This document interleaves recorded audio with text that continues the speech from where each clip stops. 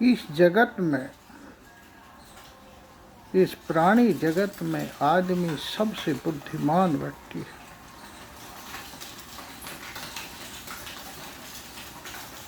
वो ब्रह्मांड के रहस्यों को खोजने में कामयाब हुआ।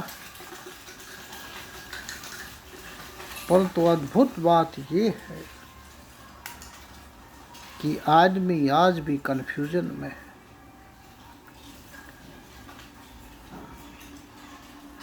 आदमी आज भी सत्य के नजदीक नहीं पहुंचा है। मानो उसको कुछ पता ही नहीं।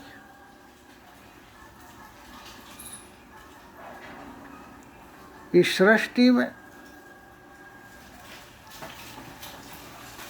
दो दर्शनों, दो संकल्पनाओं, कॉन्सेप्ट्स के आधार पर विचार व्यक्त किए गए।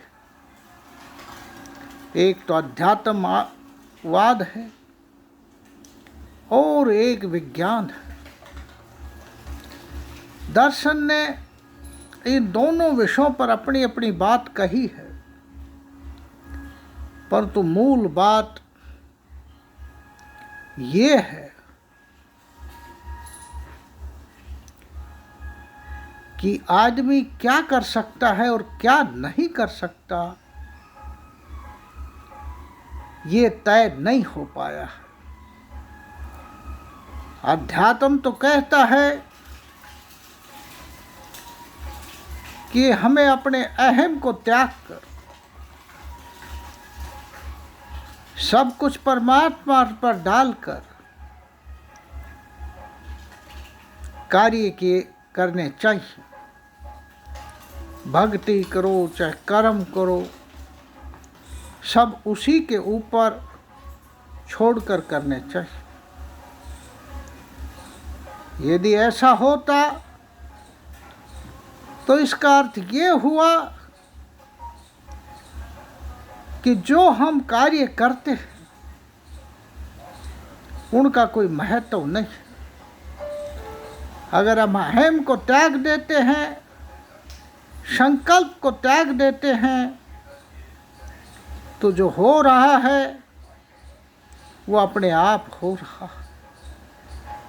जो हम कर रहे हैं, जो हम सोच रहे हैं, जो हम विचार रहे, यदि हम जी रहे हैं, यदि हम मर रहे हैं, यहाँ तक कि हम जो श्वास ले रहे हैं वो भी अपने आप हो रहा है।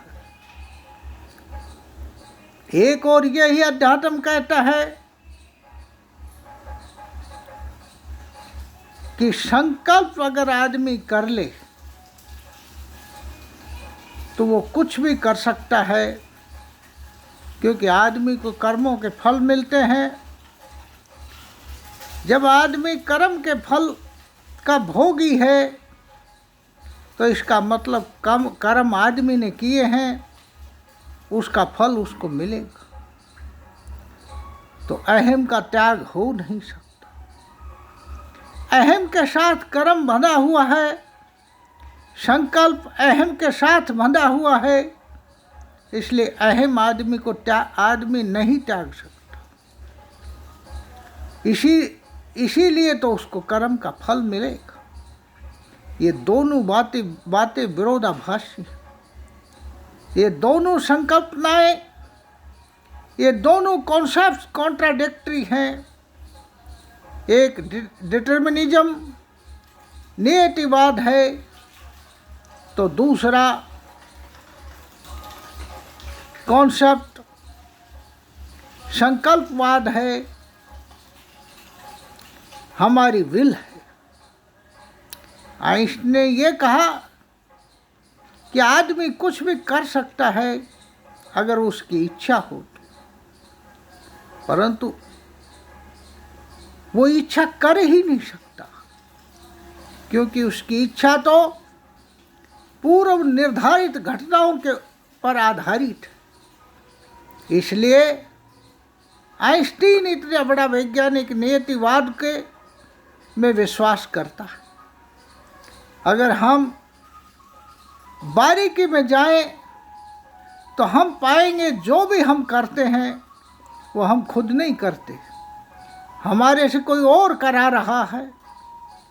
हम रोटी खाते हैं तो भूख लग रही है, और भूख इसलिए लगती है कि इसको शरीर का संचालन होना है, इसलिए हमारी इच्छा से भूख नहीं लगती है, भूख तो ये शरीर लगाता है। हम पानी पीते हैं तो प्यास लग रही है, प्यास हम किसी संकल्प से नहीं पी सकते, क्योंकि प्यास तो इस शरीर को ज़रूरत है, इस शरीर के अस्तित्व को ज़रूरत है, इसलिए पानी पीते हैं। ये तो बारीकी की बात है। यदि हम और बारीक में जाएंगे कि तो हम जो सोचते हैं वो हम खुद नहीं सोचते, वो भी हमारे को कोई सोचने के लिए मजबूर करता है। वो परिस्थितियाँ, वो घटनाएं इतनी बारीक हैं जो हमें समझ में नहीं आती। आप देखिए, बड़े बड़े वैज्ञानिक उस युग में हुए जब कहीं लैब और एक्सपेरिमेंट नहीं थे, परंतु उनके अंदर ऐसे ऐसे विचार आए। आइंस्टीन की जो है रिलेटिविटी की जो थ्योरी है, वो सिद्ध करने के लिए बाद में एक्सपेरिमेंट हुआ, परंतु विचार तो उसके दिमाग में पहले आया। इसी प्रकार दूसरे वैज्ञानिकों के दिमाग में भी विचार पहले आए, इसलिए जो विचार आए वो उन्होंने सोचा नहीं। कोई पीछा के घटनाक्रम थे जिन्होंने ऐसा उनको सोचने के लिए मजबूर किया। इसलिए हम अगर बारीकी में जाएंगे कि तो सत्य तो ये है, जो दुनिया में घट रहा है, जो घटित हो रहा है, जो कुछ हो रहा है वो स्वतः हो रहा है, प्री डिटरमाइंड है, नियति है, ऐसा होता है, परंतु दुनिया इससे चल नहीं सकती। इसलिए हमने कर्म सिद्धांत को माना है कि जैसा हम करेंगे कर्म वैसा फल हमें मिलेगा।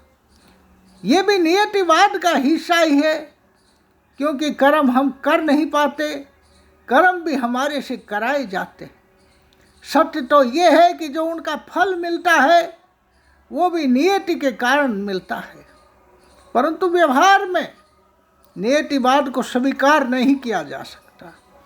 व्यवहार में कोई मर्डर करता है, कोई हत्या करता है, कोई बलात्कार करता है, अगर नियतिवाद को मान लिया जाए तो ये कहा जाएगा कि ऐसा जो कर्म किया है वो इसने अपनी इच्छा से नहीं किया, अपनी विल से नहीं किया, बल्कि किसी ने कराया है। परंतु सत्य तो यह है कि मर्डर वाले को दंडित करेगा समाज, फांसी पर लटकाएगा और दंड देगा, अर्थात कुकर्मियों को दंडित किया जाएगा और सत्कर्मियों को इज्जत बख्शी जाएगी। ऐसा हमारा समाज करता है और ऐसे ही समाज चलता है।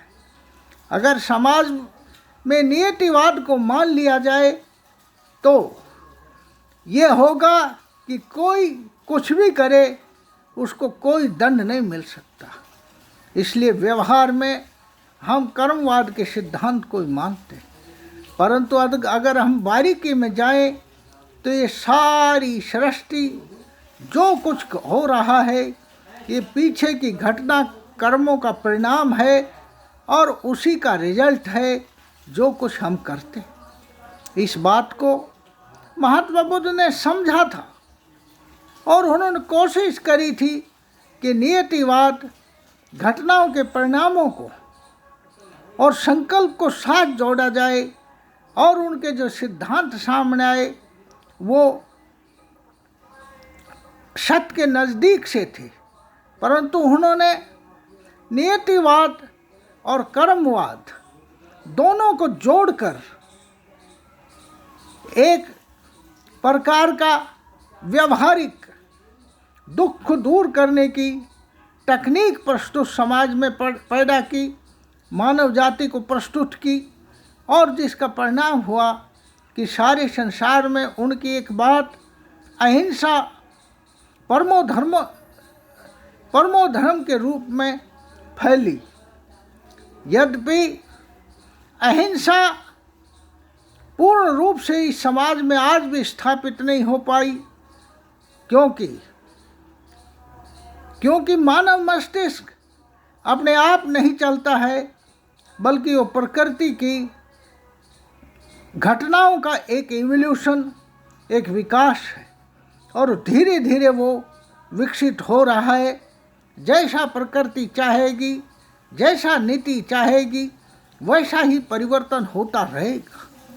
इसलिए जैसे आज मैं कन्फ्यूजन में हूँ, आज संसार का प्रत्येक आदमी कन्फ्यूजन में है, फिर भी हम कर्मवाद के सिद्धांत पर चलकर आगे बढ़ सकते हैं और संकल्प के सिद्धांत पर चलकर आगे बढ़ सकते हैं। और मैं ये कहूँगा कि नियतिवाद को मानने वाले, अहम शून्य होने वाले, थोड़ी देर के लिए टेंशन लेस तो हो सकते हैं, परंतु वो स्थायी टेंशन लेस, स्थायी से सुखी नहीं हो सकते। क्योंकि दुख भी जो आएगा वो पीछे की घटना कर्मों से आएगा, और सुख भी आएगा वो पीछे की घटना कर्मों से आएगा। इसलिए ज़रूरी है कि हम अपने संकल्प को दृढ़ करें और खुद की चेतना को उत्तरोत्तर विकास के लिए, परिवर्तन के लिए कार्य करें। धन्यवाद। जो होता है वो किसी के द्वारा कराया जाता है, किन्हीं घटना कर्मों का रिजल्ट है, और जो हम कर रहे हैं वो आगे के घटना कर्मों का हिस्सा बन जाता है। इसलिए हम मात्र एक प्रक्रिया के हिस्सेदार हैं, हम केवल प्रक्रिया के हिस्सेदार हैं। हम संपूर्ण नहीं हैं, हम प्रभुत्वशाली नहीं हैं, हम सब कुछ नहीं हैं, हम मात्र कुछ मात्र हैं। थैंक्स, धन्यवाद। अच्छा लगे तो चैनल को सब्सक्राइब करें और वीडियो को शेयर करें। Banwarilal Yadav on YouTube channel, flow of thoughts. Thanks.